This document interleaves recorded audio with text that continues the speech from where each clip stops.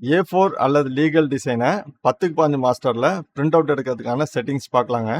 எக்ஸாம்பிளுக்கு இந்த சலானை வந்து நம்ம A4 சைஸ் பேப்பரில் பிரிண்டிங் அடிக்கணுங்க. இதை வந்து லீகல் மாஸ்டரில் எடுக்கும் பொழுது இந்த எட்ஜஸ்லாம் வந்து பிரிண்ட் அவுட்டில் வராது. 10க்கு 15 மாஸ்டரில் மாற்றிட்டோம்னா பிரிண்ட் அவுட் வருங்க. இந்த பிரிண்டர் செட்டிங்ஸ்லைங்க பேப்பர் சைஸுங்கிறதா இங்கே பேஜ் சைஸ், இந்த ரெண்டும் மேட்சிங்காக இருக்கணும். இங்கே லீகல் இருந்தால் இங்கே லீகல்னு இருக்கணும், இங்கே A3 இருந்தால் இங்கே A3 இருக்கணும். அப்போ தான் பிரிண்ட் அவுட் கரெக்டாக வருங்க. இந்த பேப்பர் சைஸில் 4 செட்டிங்ஸில் தான் நம்ம பிரிண்ட் அவுட் கொடுக்க முடியுங்க. லீகல், A3, இந்த டேப்லாய்டு தான் 11க்கு 17ங்க, கஸ்டமைஸ் சைஸ் 12க்கு 18. இந்த 4 செட்டிங்ஸில் மட்டும்தான் நம்ம பிரிண்ட் அவுட் கொடுக்க முடியும். அதுதான் கரெக்டாக பாலிமாஸ்டருக்கு பிரிண்ட் அவுட் வருங்க.